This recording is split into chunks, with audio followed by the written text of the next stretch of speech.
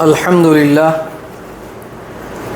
لله نحمده ونستعينه ونستغفره ونؤمن به ونتوكل عليه ونعوذ بالله من شرور أنفسنا ومن سيئات أعمالنا من يهده الله فلا مضل له ومن يضلله فلا هادي له وأشهد أن لا إله إلا الله وأشهد أن محمدًا عبده ورسوله أما بعد فإن خير الحديث كتاب الله وخير الهدي هدي محمد صلى الله عليه وسلم وشر الأمور محدثاتها وكل محدثة بدعة وكل بدعة ضلالة وكل ضلالة في النار فأعوذ بالله من الشيطان الرجيم بسم الله الرحمن الرحيم قاف والقرآن المجيد بل عجبوا أن جاءهم منذر منهم فقال الكافرون هذا شيء عجيب أإذا متنا وكنا ترابا ذلك رجع بعيد قد علمنا ما تنقص الأرض منهم وعندنا كتاب حفيظ بل كذبوا بالحق لما جاءهم فهم في أمر مريج أفلم ينظروا إلى السماء فوقهم كيف بنيناها وزيناها وما لها من فروج والأرض مددناها وألقينا فيها رواسي وأنبتنا فيها من كل زوج بهيج تبصرة وذكرى لكل عبد منيب بسم الله الرحمن الرحيم يا أيها الذين آمنوا اتقوا الله حق تقاته ولا تموتن إلا وأنتم مسلمون يا أيها الناس اتقوا ربكم الذي خلقكم من نفس واحدة وخلق منها زوجها وبث منهما رجالا كثيرا ونساء واتقوا الله الذي تساءلون به والأرحام إن الله كان عليكم رقيبا يا أيها الذين آمنوا اتقوا الله وقولوا قولا سديدا يصلح لكم أعمالكم ويغفر لكم ذنوبكم ومن يطع الله ورسوله فقد فاز فوزا عظيما وقال الله تبارك وتعالى في القرآن المجيد ومن أعرض عن ذكري فإن له معيشة ضنكا وقال النبي صلى الله عليه وسلم إن الله يرفع بهذا الكتاب أقواما ويزع به آخرين وقال الله تبارك وتعالى في القرآن المجيد قال رب اشرح لي صدري ويسر لي أمري واحلل عقدة من لساني يفقهوا قولي رب زدني علما رب زدني علما رب زدني علما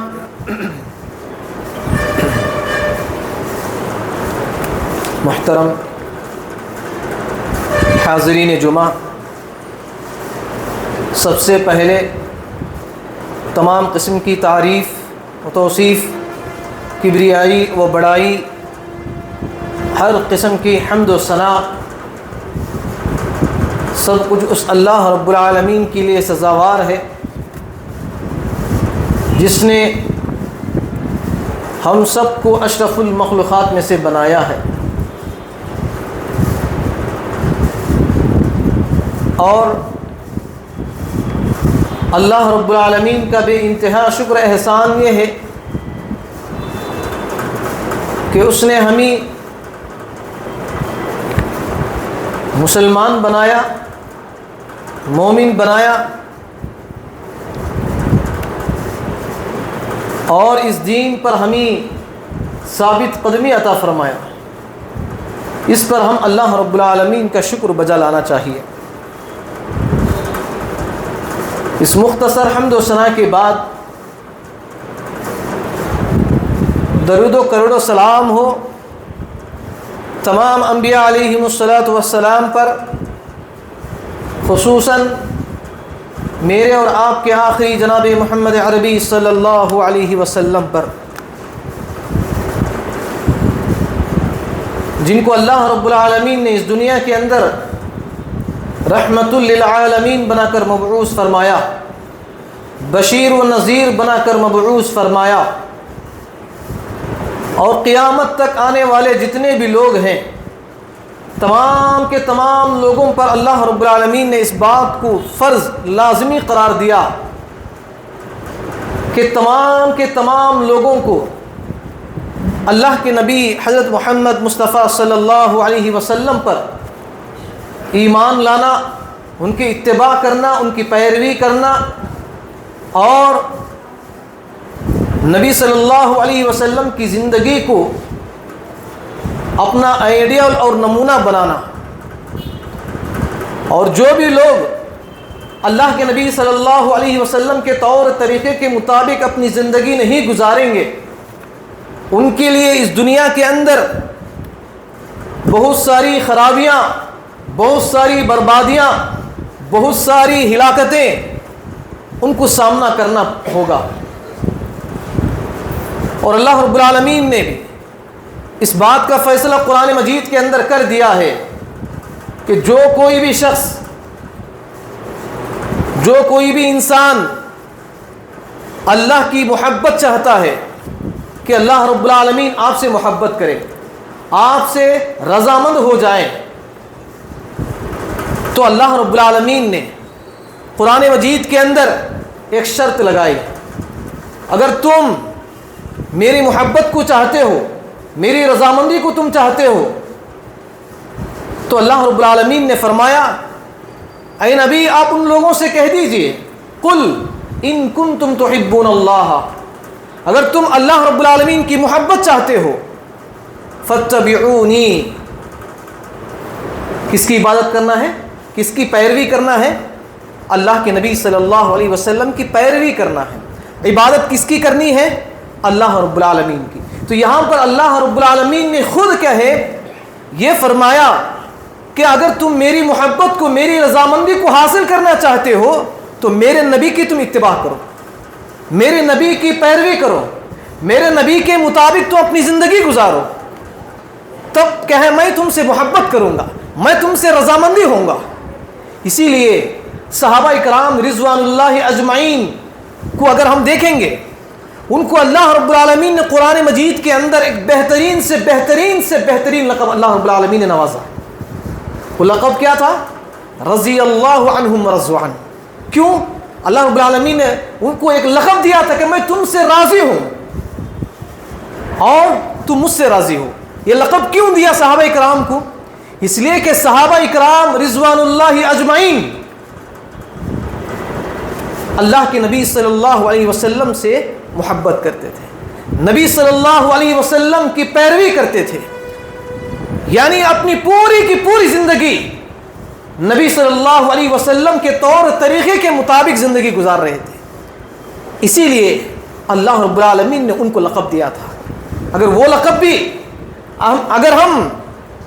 وہ لقب ہمارے اوپر ہمیں چاہتے ہیں، آپ لوگ بھی چاہتے ہیں کہ وہ لقب ہمیں حاصل ہو، اللہ رب العالمین کی رضامندی ہمیں حاصل ہو، کل قیامت کے دن جہنم سے آزادی ہو، قبر کے عذابات سے ہمیں آزادی ہو، تو اس کے لیے ضروری ہے کہ وہ شخص اللہ کے نبی صلی اللہ علیہ وسلم کی اتباع کرے، پیروی کرے زندگی کے ہر موڑ پر، زندگی کے ہر موڑ پر، صبح سے لے کر شام تک جتنے بھی ہم کام کرتے ہیں، جتنے بھی کھانے سے لے کر سونے تک جتنے بھی ہم کام کرتے ہیں، چاہے خرید و فروخت ہو، چاہے وہ میاں بیوی کے تعلقات ہوں، والدین کے تعلقات ہوں، رشتہ داروں کے تعلقات ہوں، دوست و احباب کے تعلقات ہوں، رشتہ داروں کے حقوق ہوں، اور اسی طرح پڑوسیوں کے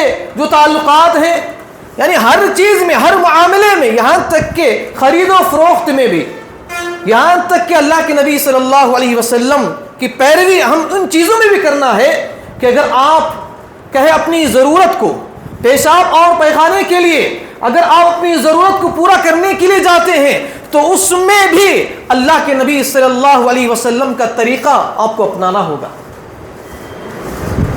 یہ جنت یہ آپ کو ایسے ہی نہیں ملے گی میرے بھائی، جنت کیا ہے؟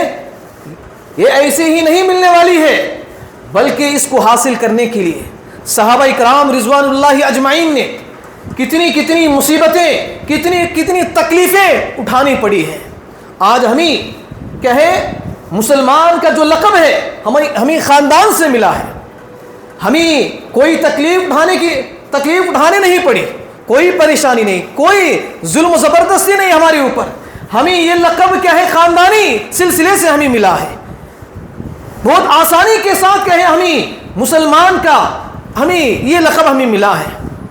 لیکن آپ کو جاننا یہ ضروری ہے کہ ہمارے جو صحابہ کرام تھے انہوں نے اس اسلام کو پانے کے لیے کتنی تکلیفیں، کتنی کہیں مصیبتیں، کتنی پریشانیاں انہیں اٹھانی پڑی ہے، تب جا کر کہ یہ اسلام، یہ دین ان کو حاصل ہوا ہے۔ لیکن آج ہمارے پاس سب کچھ کیا ہے بہت آسانی کے ساتھ ہمیں ملا ہوا ہے، لیکن اس کے باوجود بھی ہم نے اس اسلام کو سمجھنے کی ہمارے پاس کہیں کوشش نہیں ہے، قرآن کو سمجھنے کے ہمارے پاس وقت نہیں ہے، دین کو سمجھنے کے لیے ہمارے پاس وقت نہیں ہے، اس لیے کہ یہ دین ہمیں فری میں ملا ہے، بہت آسانی کے ساتھ ملا ہے، اس لیے ہمارے پاس اس اسلام کی کوئی قدر و قیمت نہیں ہے۔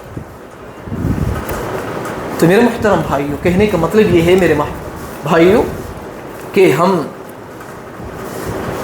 اللہ کے نبی صلی اللہ علیہ وسلم کی اتباع کو لازم پکڑیں، انشاءاللہ عمل کریں گے میرے بھائی انشاءاللہ۔ تو میرے محترم بھائیوں، آج آپ لوگوں کے سامنے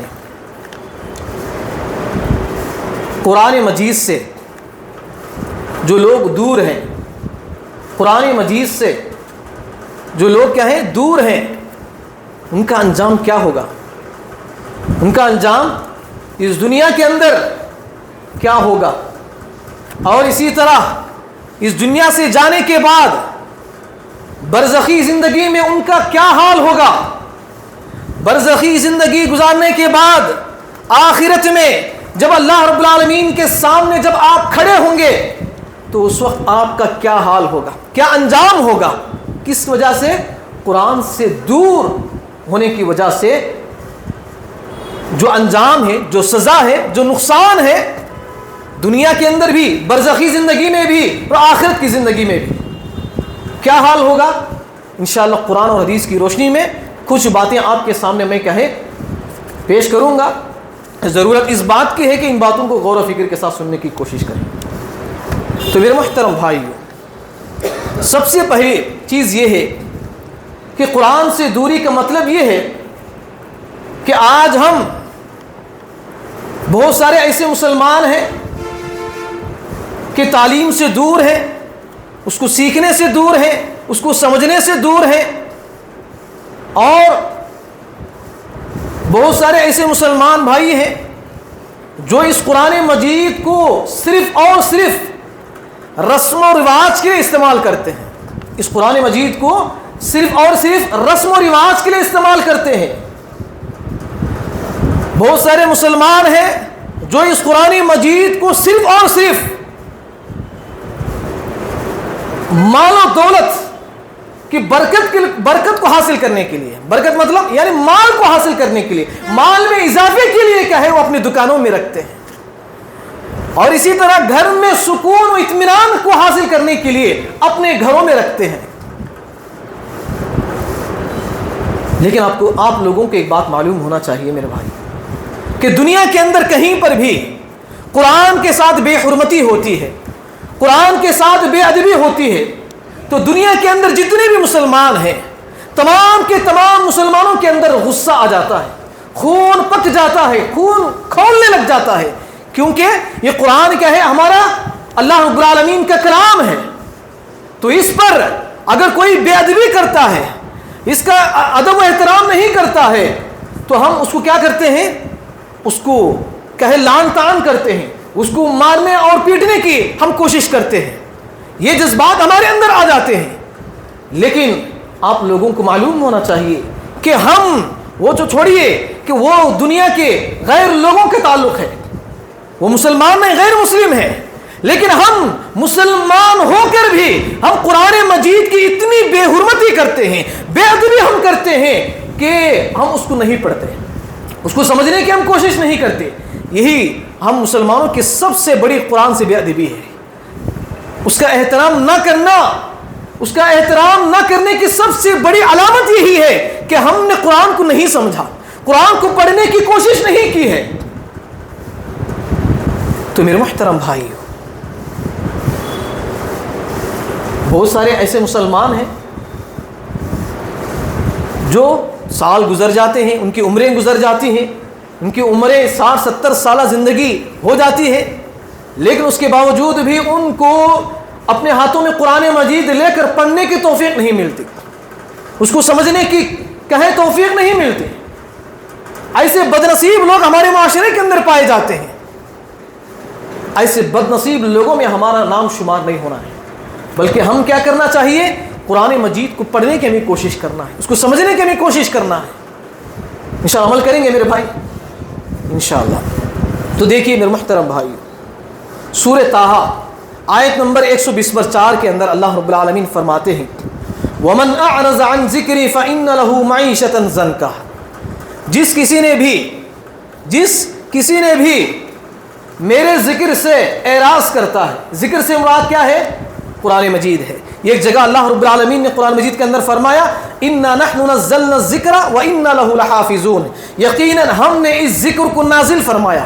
ذکر کا مطلب کیا ہے؟ قرآن مجید ہے, اور ہم اس کی حفاظت کرنے والے ہم ہیں. یہ اللہ رب العالمین کا فرمان ہے. اور ایک دوسری جگہ اللہ رب العالمین نے فرمایا وَمَا هُوَ إِلَّا ذِكْرٌ لِلْعَالَمِينَ. اور یہ قرآن مجید دنیا کی تمام لوگوں کے والوں کے لیے نصیحت کی کتاب ہے. کیا کتاب ہے؟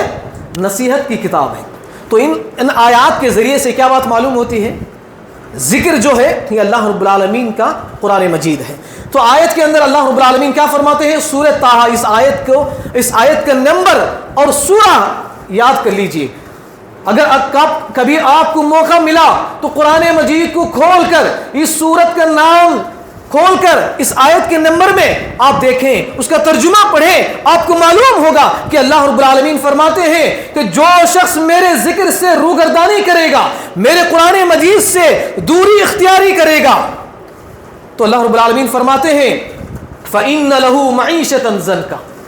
ہم اس کی زندگی کو کیا کر دیں گے؟ تنگ دستی میں مبتلا کر دیں گے, پریشانی میں مبتلا کر دیں گے, مصیبت میں ہم اس کی زندگی کو ڈال دیں گے. یہ کہ کتنی بڑی بات اللہ رب العالمین نے کہی. تو یہ حقیقت ہے میرے بھائی. آج مسلمانوں کے اندر جو پریشانیاں, جو مصیبتیں, جو تکلیفیں, جو شکایت جو مسلمان کرتے ہیں, اس کی سب سے بڑی وجہ یہی ہے کہ آج کا مسلمان کیا ہے؟ قرآن سے دوری اختیار کر بیٹھا ہوا ہے. اسی لیے اللہ رب العالمین نے فرمایا ہم اس کی زندگی کو تنگ کر دیں گے. تنگی کا مطلب کیا ہے؟ ہمارے ذہنوں میں تصور یہ پیدا ہوتا ہے کہ تنگی کا مطلب کیا ہے؟ غریبی ہے, محتاج ہے. یہ نہیں ہے میرے بھائی, غریبی محتاجی نہیں ہے, بلکہ اللہ رب العالمین آپ کی زندگیوں میں سکون و راحت اطمینان کو چھین لیتا ہے. آپ کے پاس مال و دولت ہے, آپ کے پاس کھانے کے لیے قسم قسم کے کھانے موجود ہیں, میوے موجود ہیں, مشروبات موجود ہیں, اور آپ آرام کرنے پڑھنے کے لیے اچھے اچھے بنگلات موجود ہیں, اے سی موجود ہیں, اچھے اچھے بیڈ موجود ہیں, تکیے موجود ہیں, آپ کو تمام چیزیں کہیں موجود ہیں, لیکن اس کے باوجود بھی آپ کہیں سکون سے محروم ہیں, اطمینان سے محروم ہیں. یہ اصل چیز ہے. تو ایسی سکون و اطمینان والی زندگی کو اللہ رب العالمین کہے آپ سے چھین لے گا. کس وجہ سے؟ بولے میرے بھائی, کس وجہ سے؟ قرآن سے دور ہونے کی وجہ سے. تو ہمیں کیا ہے, تھوڑا ہمارے اندر کچھ تبدیلی لانے کی ہمیں کوشش کرنا ہے میرے بھائی, اصلاح کرنے کی ہمیں کوشش کرنا ہے. کب تک ہم کیا ہے اس طرح کی زندگی گزاریں گے؟ دیکھیے اللہ رب العالمین, تو یہ پہلی چیز ہے میرے بھائی جو اللہ رب العالمین دنیا کے اندر کیا ہے, قرآن سے دور جو لوگ رہتے ہیں, قرآن کی پیروی نہیں کرتے ہیں, قرآن کے بارے میں سمجھنے کی کوشش نہیں کرتے ہیں, قرآن کے مطابق اپنی زندگی نہیں گزارتے ہیں, ان لوگوں کے لیے اللہ رب العالمین دنیا کے اندر جو سب سے پہلی جو سزا مقرر کی ہے وہ کیا ہے؟ ان کی زندگی کو ہم کیا کر دیں گے؟ پریشانیوں میں ابتلا کر دیں گے, مصیبت میں ہم ڈال دیں گے. تو یہ پہلی سزا ہے. اگر ہم اس سزا سے بچنا چاہتے ہیں تو ہمیں کیا کرنے کی ضرورت ہے؟ بولو میرے بھائی, کیا کرنے کی ضرورت ہے؟ زور سے بولو, کیا کرنے کی ضرورت ہے؟ قرآن مجید کو پڑھنے کی ضرورت ہے. انشاءاللہ عمل کریں گے انشاءاللہ. دیکھیے اسی طرح ایک دوسرا انجام قرآن مجید سے, آج ہمارے پاس کیا ہے, قرآن مجید کو پڑھنے کی بہت ساری سہولیات ہمارے پاس موجود ہیں. آج سوشل میڈیا کا دور ہے, نیا نیا ٹیکنالوجی ہمارے پاس موجود ہے. ہم جیسے چاہیں, جس زبان میں چاہیں ہم قرآن مجید کو پڑھ سکتے ہیں, اس کا ترجمہ پڑھ سکتے ہیں, اس کے معنی و مفہوم, اس کے مطالب کو ہم سمجھ سکتے ہیں. لیکن اس کے باوجود بھی ہم کیا کرتے ہیں, اس کو سمجھنے کے ہمارے پاس وقت نہیں ہے. قرآن مجید کو اپنے ہاتھوں میں لے کر پڑھنے کے ہمارے پاس کیا ہے, وقت نہیں ہے. آج ہم دوسری مشغولیات میں اپنا سارا وقت ہم کیا ہے نکالنے کے لیے تیار ہیں, لیکن قرآن مجید جو ہماری زندگی کا اصل مقصد ہے, اس چیز کو ہم نے کیا کر دیا ہے, بھلا دیا ہے. اس سے ہمیں دوری اختیار کر بیٹھے ہوئے ہیں. اگر آپ ایسا ہی کرتے رہیں گے تو آپ اس دنیا کے اندر ایک دوسری سزا کے مستحق بن جائیں گے. وہ کیا ہے؟ اللہ رب العالمین فرماتے ہیں کہ سورہ زخرف آیت نمبر 36, آیت نمبر 36 سورہ زخرف, اس سورہ کے اندر, اس آیت کے اندر اللہ رب العالمین فرماتے ہیں وَمَن يَعْشُ عَن ذِكْرِ الرَّحْمَنِ نُقَيِّضْ لَهُ شَيْطَانًا فَهُوَ لَهُ قَرِينٌ. اللہ رب العالمین فرماتے ہیں جو شخص میرے ذکر سے یعنی قرآن مجید سے روگردانی کرتا ہے, بیزارگی, سستی, کاہلی اختیار کرتا ہے, تو اللہ رب العالمین فرماتے ہیں نقیض لہو شیطانن, ہم اس کے اوپر, اس کے پیچھے, اس کے ساتھ میں ہم ایک شیطان کو مقرر کر دیں گے, ایک شیطان کو مقرر کر دیں گے. وَمَن يَعْشُ عَن ذِكْرِ الرَّحْمَنِ نُقَيِّضْ لَهُ شَيْطَانًا, اور وہ شیطان کیا کرے گا؟ فَهُوَ لَهُ قَرِينٌ. اللہ رب العالمین کہتے ہیں ہم اس کا ساتھی بنا دیں گے, اس کا دوست بنا دیں گے. یعنی انسان کیا ہے, نیکی کرنے کی کوشش کرے گا, اچھے اچھے اعمال کرنے کی کوشش کرے گا, لیکن شیطان کی وسوسے میں آ کر, کیونکہ اللہ رب العالمین نے جب انسان قرآن سے دور ہو جائے گا, قرآن سے دوری اختیار کرے گا, قرآن کے مطابق اپنی زندگی نہیں گزارے گا, تو شیطان اس کے اوپر مسلط ہے. شیطان کیا ہے, اس کے اوپر مسلط ہے. جب انسان اپنے دل میں کچھ نیکی کرنے کی کوشش بھی کرے گا تو شیطان اس کے ساتھ ہے, اس کے پیچھے لگا ہوا ہے. تو وہ شیطان کیا کرے گا, اس کے دل میں وسوسے پیدا کرے گا, اس کے دل میں نیکی کرنے سے روکنے کی وہ کوشش کرے گا, جس کی وجہ سے وہ کیا ہو جائے گا, اللہ سے دور ہو جائے گا, نیکیوں سے دور ہو جائے گا. ظاہر سی بات ہے جب انسان نیکیوں سے دور ہو جائے گا, اچھے اعمال سے دور ہو جائے گا, تو ظاہر سی بات ہے وہ گناہوں میں ملوث ہو جائے گا, وہ برے کاموں میں, بے حیائی فحاشی کے کاموں میں وہ ملوث ہو جائے گا. تو اسی لیے یہاں پر اللہ رب العالمین نے ایک دوسری سزا اللہ رب العالمین نے مقرر کی دنیا کے اندر. جو لوگ میرے قرآن سے میرے کتاب سے روگردانی کرتے ہیں، اس کو پڑھنے میں، اس کو سمجھنے میں، کہیں اس چیز کو اپنی زندگی میں نافذ کرنے میں سستی کاہلی اختیار کرتے ہیں، ہم ایسے لوگوں کے پیچھے شیطان کو مقرر کر دیتے ہیں۔ تو اسی لیے ہمیں سوچنے کی ضرورت ہے میرے بھائی۔ ہمیں قرآن مجید دن میں کیا ہے، ہم بہت سارا وقت کہے بہت ساری چیزوں میں ہم ضائع کر دیتے ہیں، کھانے پینے کے لیے ہم وقت ضائع کر دیتے ہیں، کام کرنے میں ضائع کر دیتے ہیں، مذاق کرنے میں، باتیں کرنے میں، ادھر ادھر کی باتیں کرنے میں ہم پورا وقت ضائع کر دیتے ہیں۔ لیکن آپ لوگوں کو معلوم ہونا چاہیے میرے بھائی، قرآن مجید کی ایک آیت اگر آپ ترجمے کے ساتھ پڑھنے کی کوشش کریں گے، اس کو سمجھنے کی کوشش کریں گے، اس کے مطابق عمل کرنے کی کوشش کریں گے، اہل علم کا کہنا ہے کہ ایک آیت آپ ترجمے کے ساتھ پڑھ کر اس کو سمجھ کر اپنی زندگی گزاریں گے تو پورے قرآن مجید پڑھنے سے زیادہ بہتر ہے۔ پورے قرآن مجید پڑھیں گے تو کتنا ثواب ہوگا؟ بہت زیادہ ثواب ہوگا، لیکن اس سے کہیں زیادہ بہتر یہ ہے کہ آپ قرآن مجید کی ایک آیت پڑھو، اس کا ترجمہ پڑھو، اس کو سمجھنے کی کوشش کرو اور اپنی زندگی میں اس کو نافذ کرو۔ یہ پورا قرآن مجید پڑھنے سے بھی کہیں زیادہ بہتر ہے۔ لیکن آج ہمارے گھروں کے اندر دیکھیں، قرآن مجید کہے ایک مرتبہ، دو مرتبہ، تین مرتبہ، دسیوں مرتبہ ہم قرآن مجید کو ختم کر دیتے ہیں، لیکن ایک مرتبہ بھی ہم اس کو ترجمے کے ساتھ پڑھ کر اس کے مطابق عمل کرنے کی کوشش نہیں کرتے۔ یہ قرآن مجید کیا ہے؟ صرف اور صرف آج مسلمانوں کا تصور یہی ہے۔ تو اسی لیے یہاں پر اللہ رب العالمین نے کیا کیا؟ اس کے پیچھے شیطان کو مقرر کر دیا۔ تو اسی لیے اس شیطان سے بچنے کے لیے ہمیں کیا کرنا ضروری ہے؟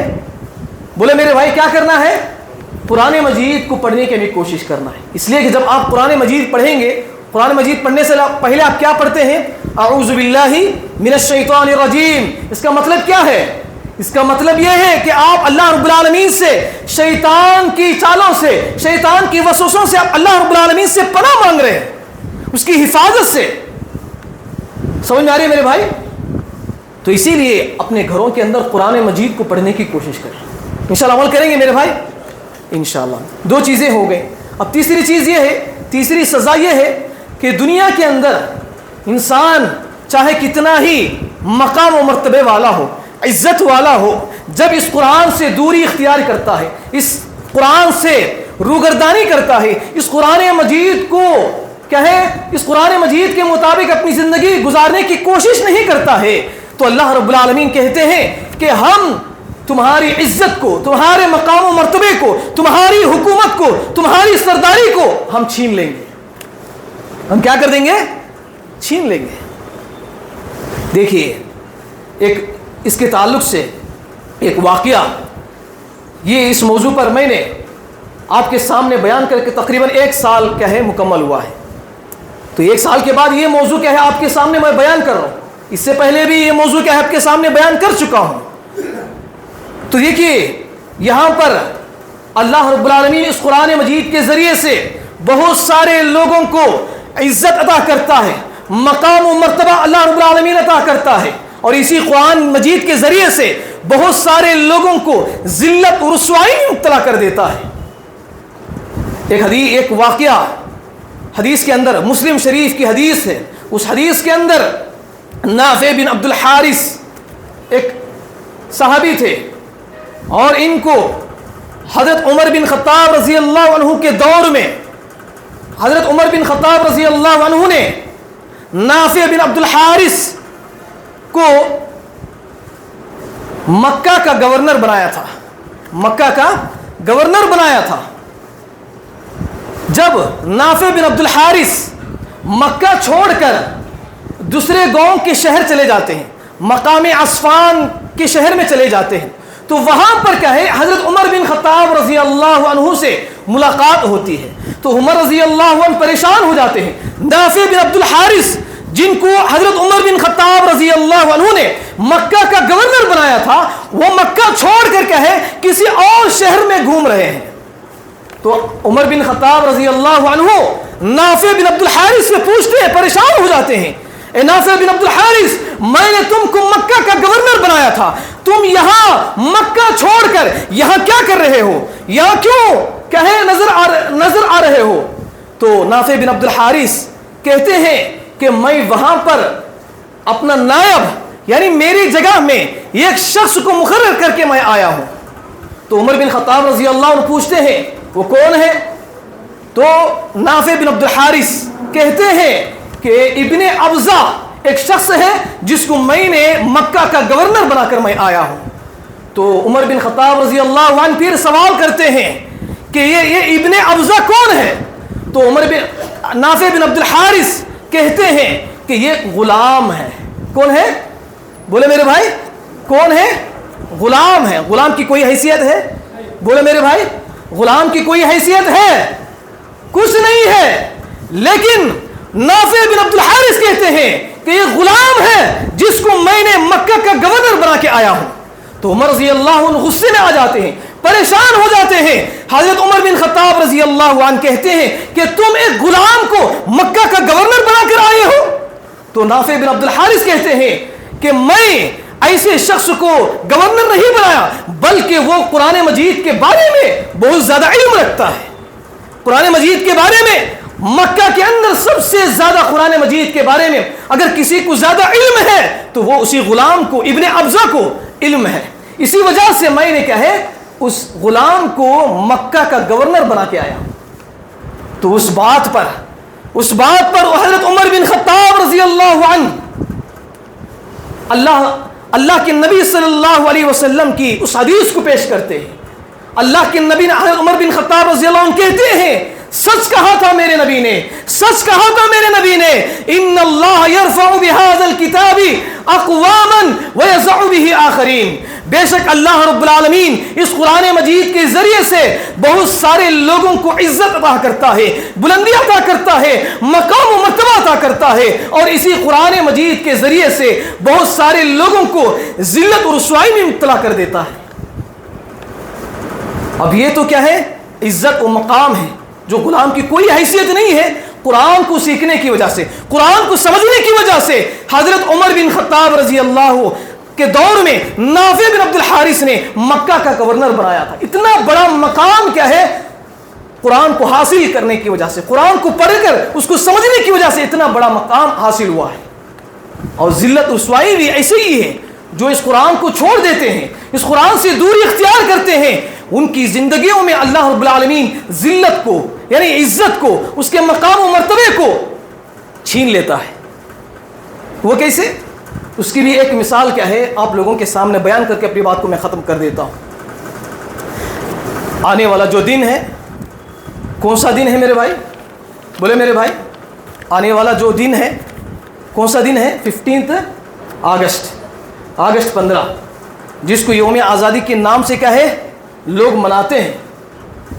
آپ کو معلوم ہونا چاہیے کہ اس ہندوستان میں مسلمانوں کی جو حکومت رہی ہے, مسلمانوں نے اس ہندوستان میں جو حکومت کی ہے وہ تقریباً 900 سال سے بھی زیادہ کی ہے. تقریباً کہے 1000 سال سمجھ لیجیے, 1000 سال کہے اس ہندوستان میں مسلمانوں نے حکومت کی تھی, مسلمانوں نے حکومت کی تھی. جب اس قرآن مجید کو اس ہندوستان کے اندر جو مسلمان تھے اس قرآن مجید کو جب انہوں نے اپنایا تو اللہ رب العالمین نے ان کو 1000 سال کی حکومت عطا کی تھی.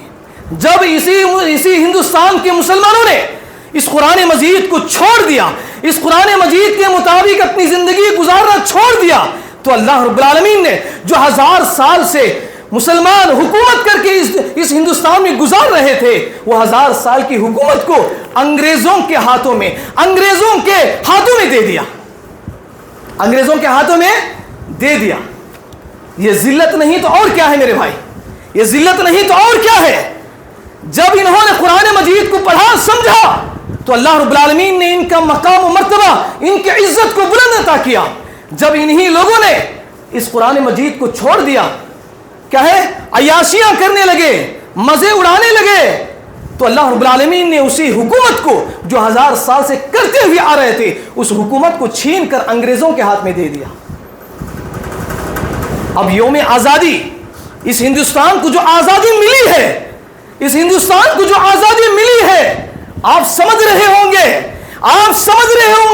آپ کے ذہنوں میں یہ خیال ہے، آپ کے ذہنوں میں یہ نظریہ ہے کہ اس ہندوستان کے ہندو، سکھ، عیسائی، مسلمان سب مل کر کہے اس ہندوستان کو آزادی حاصل کیے ہیں، لیکن یہ بات بالکل غلط ہے، یہ بات بالکل غلط ہے۔ حقیقت اور ہے جو مسلمانوں سے چھپا، جو ہندوستان کے مسلمانوں سے، ہندوستان کے لوگوں سے چھپایا جا رہا ہے۔ آپ کو معلوم ہونا چاہیے میرے محترم بھائیوں کہ 1740 سے لے کر 1947 تک، کتنا 1740 سے لے کر 1947 تک مسلمان اس ہندوستان کی آزادی کے لیے کیا ہے قربانیاں دی ہیں، لڑے ہیں انگریزوں سے۔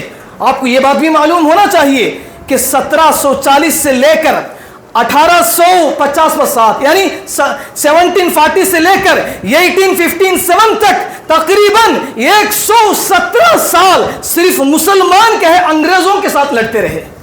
117 سال کیا ہے، 117 سال صرف اور صرف مسلمان مل کر کیا ہے انگریزوں سے لڑتے رہے۔